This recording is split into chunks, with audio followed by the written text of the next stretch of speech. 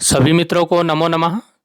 मित्रों, आज के इस वीडियो में हम मासिक परीक्षा माह अगस्त 2022 के प्रश्न पत्र को हल करने जा रहे हैं।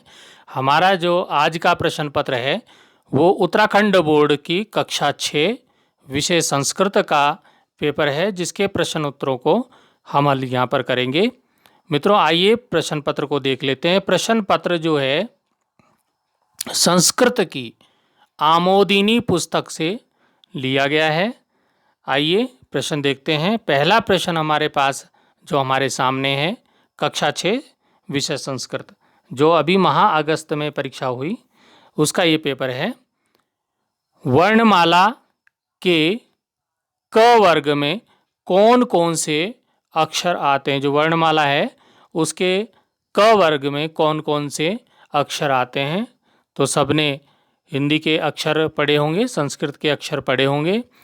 तो उसमें जो क वर्ग है वो क, ख, ग, घ, ङ तक जो है वो क वर्ग होता है।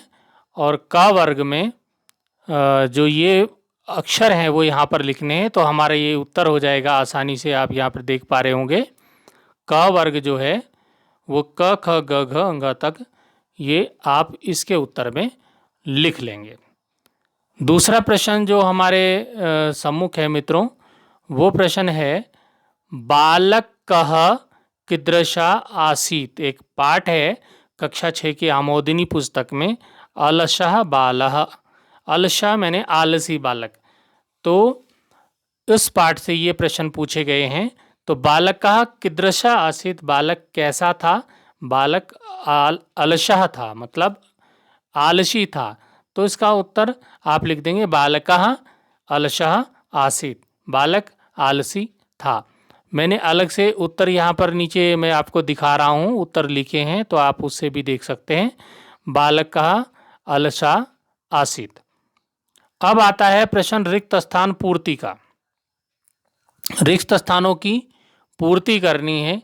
यहाँ पर कुछ शब्द दिए हैं।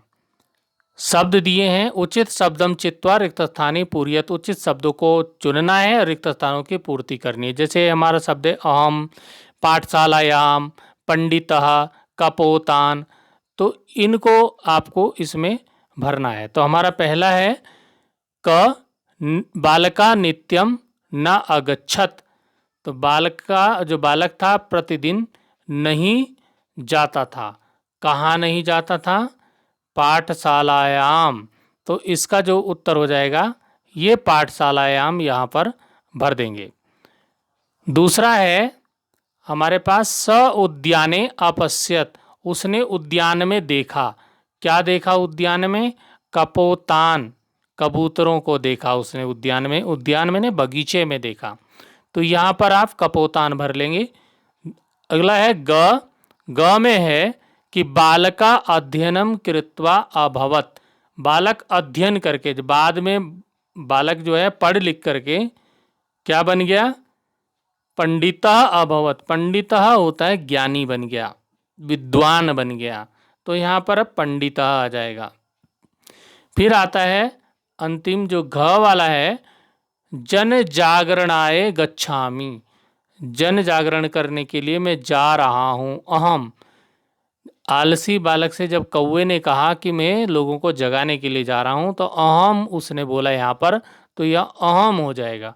इसको आप उत्तर में डायरेक्ट कैसे लिख सकते हैं? यहाँ से आप ये देख लीजिए, ये रिक्त स्थानों की पूर्ति प्रश्न संख्या 3 का उत्तर आपके सम्मुख है। तो आप यहाँ देखिए कि हमने पहले में क्या भरा? पाठशालायाम भरा, दूसरे में कपोतान, तीसरे में पंडिता, और चौथा हमने अहम भरा। तो इस प्रकार से इनको आप अंडरलाइन भी कर देंगे। मैंने यहाँ पे अंडरलाइन नहीं किया, आप अंडरलाइन कर लेंगे इनको। इनके नीचे लाइन खींच के दिखा देंगे कि ये हमने भरा है। तो ये तीसरा प्रश्न हो गया।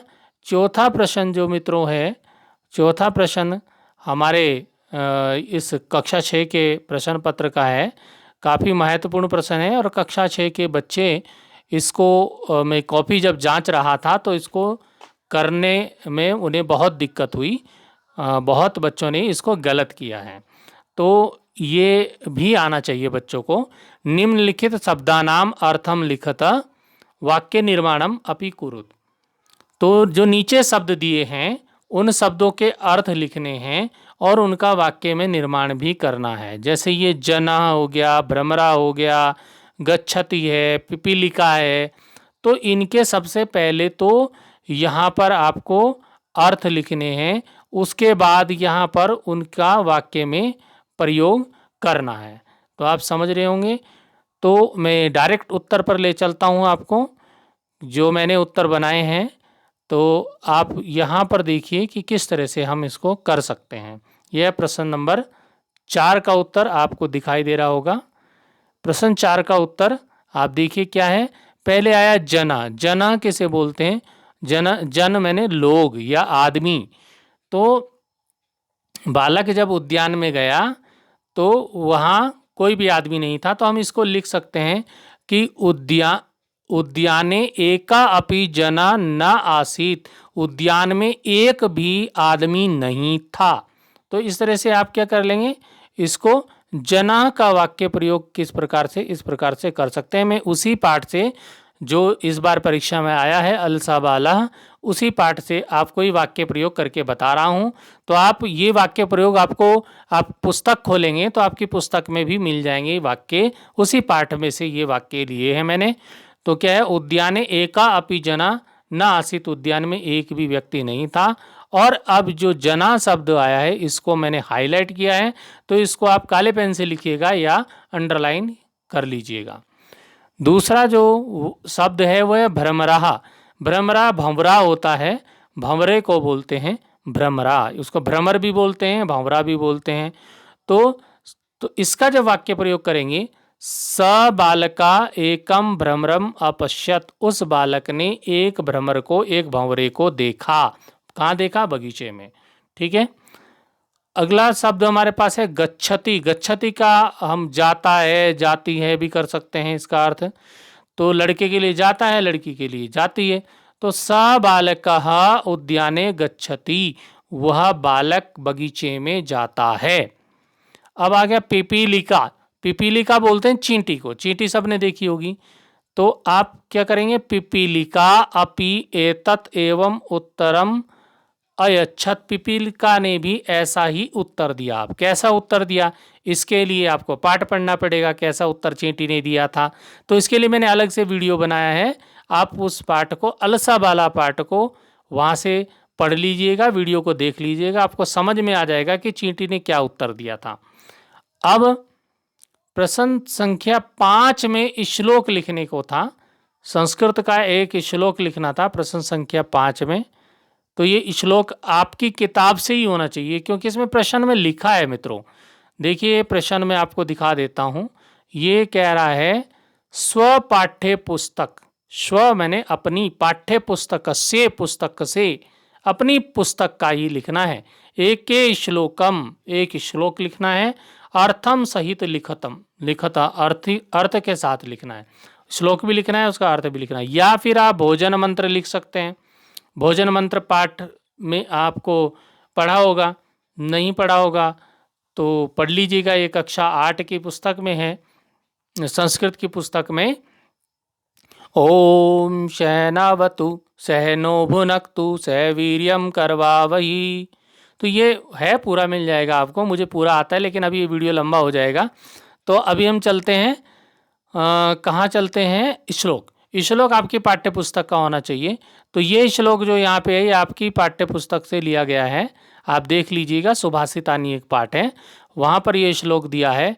प्रिय वाक्ये प्रदानेन सर्वे तुष्यन्ति जन्तवः तस्मात् तदेव वक्तव्यम वचने का दरिद्रता। तो ये श्लोक है। तो अब इस श्लोक का सिंपल सा अर्थ है कि प्रिय वाक्य प्रदान करने से, यानी कि किसी को प्रिय वाक्य, प्रिय बात बोले हम और मधुर शब्दों में बोलें, तो वो सर्वे तुष्यन्ति जन्तवा, वो सभी जीव जंतु जितने भी होते हैं सबको अच्छे लगते हैं और सभी उससे संतुष्ट होते हैं। तस्मात् तदेव वक्तव्यम वचने का दरिद्रता। और तो जब सब उससे संतुष्ट होते हैं ऐसे प्रिय वचनों से, तो हमें प्रिय वचन ही बोलने चाहिए, प्रिय वाक्य ही बोलने चाहिए, प्रिय बातें ही बोलनी चाहिए। क्यों? क्यों उसमें कंजूसी करनी? तो वचने का दरिद्रता, प्रिय वाक्य बोलने में, वचन बोलने में कोई भी दरिद्रता, कंजूसी नहीं करनी चाहिए। तो इसका अर्थ एक डेढ़ लाइन का अर्थ है। तो आप प्रिय वाक्य बोलने से सभी जीव संतुष्ट होते हैं, अतः प्रिय वचन ही बोलने चाहिए। ऐसे वचन बोलने में कंजूसी कैसी? बस यही इसका इतना सा अर्थ है। तो आप इस प्रकार से कक्षा 6 का जो पेपर है संस्कृत का, अगस्त 2022 में ये परीक्षा हुई अभी, और अभी सितंबर में भी परीक्षा होनी है। मासिक परीक्षा हर महीने मंथली टेस्ट होते हैं, सितंबर में भी होना है। तो सितंबर का पेपर भी मैं लेकर आऊँगा आपके सामने। ये प्रश्न पत्र इम्पोर्टेंट जो क्वेश्चन होते हैं, महत्वपूर्ण प्रश्नों के पर बनाए जाते हैं ये मासिक परीक्षा के पेपर। तो आप इन सारे मासिक परीक्षाओं का जब अध्ययन कर लेंगे तो आपको वार्षिक परीक्षा में कोई भी दिक्कत, समस्या सामने नहीं आएगी। आप उस पेपर को आसानी से कर पाएंगे। तो इन जो मासिक परीक्षा के प्रश्न पत्र हैं, इनकी तैयारी आप करते रहें। फिर मिलेंगे अगले वीडियो में। अभी के लिए धन्यवाद।